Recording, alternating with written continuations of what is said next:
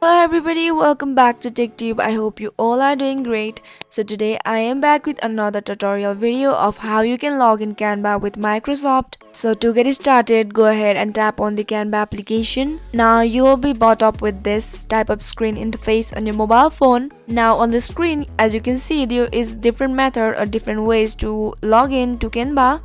So there is no option called login with Microsoft, so continue with another way. Now here, as you can see the option called continue with Microsoft, go ahead and tap on it. Now it will take you to the Microsoft website, or now here you can sign into your Microsoft account and just follow up all these steps.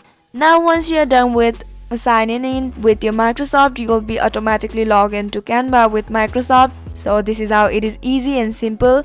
I hope you found the video to be helpful and informative. If yes, go ahead and subscribe to our channel and do not forget to press the notification bell for more updates.